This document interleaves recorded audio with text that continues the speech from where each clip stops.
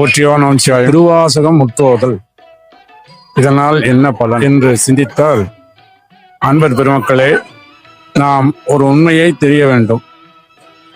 நாம் வாழ்கின்ற வாழ்க்கை, மனிதன் ஆறறிவு படைத்தவன்.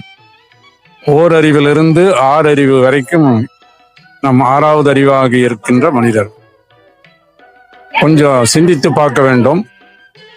ஓரறிவு முதல் அது எதுவாக பிறக்கின்றதோ அது மட்டும்தான் செய்யும்.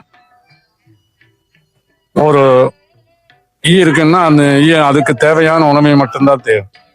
கொசு இருக்கின்றதா அது மட்டும்தான் செய்யும். அதே போல ஒவ்வொரு அறிவும் வளர வளர ஒவ்வொரு செயலும் மாறும். ஐந்தறிவு உடையதாகிய மாடு, குதிரை, யானை இதெல்லாம் மனிதன் சொன்னதை கேட்கும். அது சொன்னபடி நடக்கும். அதனிலிருந்து நம்ம பலன் அடையலாம். ஆனா அதனுடைய நிலைமையிலிருந்து கொஞ்சம் கூட மாறாது. மனிதன் ஒருத்தன் தான். ஒரு பசு இருக்கிறது, அந்த பசு ஏதாவது மாமிசம் திங்குமா, அல்லது மது குடிக்குமா, அல்லது வீணாக பொழுதுபோக்குமா? இருக்காது. ஆனா மனிதன் தான் அந்த ஆறாவது அறிவினை பயன்படுத்தாமல் வீணாக நாளை கழிக்கின்றான். கொஞ்சம் சிந்திக்கணும். இந்த பிறவி, மனித பிறவியே எதற்கென்றால், இந்த மனித பிறவி ரொம்ப துன்பமான பிறவி. இதிலிருந்து நீங்கி மீண்டும் பிறக்காம இருக்கணும்னா இதான் மணிவாசக. புல்லாய் பூடாய் புழுவாய் மரமாய் பல்விருகமாய் பறவையாய் பாம்பாய் கல்லாய் மனிதராய் பேயாய் கணங்களாய் வல்லசுரராய் முனிவராய் தேவராய் செல்லா நின்ற இத்தாவர சங்கமத்துள் எல்லா பிறப்பும் பிறந்தளித்தே நின்றார்.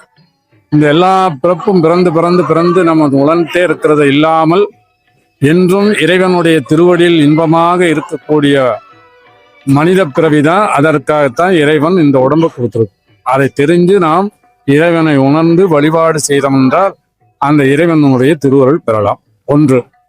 இன்னொன்று என்னன்னா, சிந்தித்து பாருங்கள்.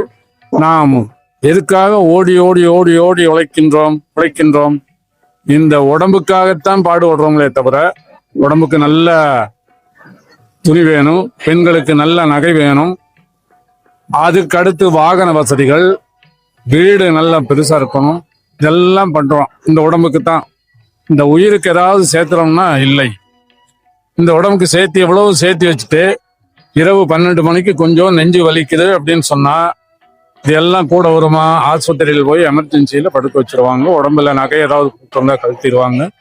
ஏமாந்தா என்ன பண்ணுவாங்க? கிட்னியும் கழட்டிடுவாங்க. அப்படிப்பட்ட இந்த உடம்புக்காக நம்ம அலைஞ்சு கொண்டு இருக்கிறோம். அதெல்லாம்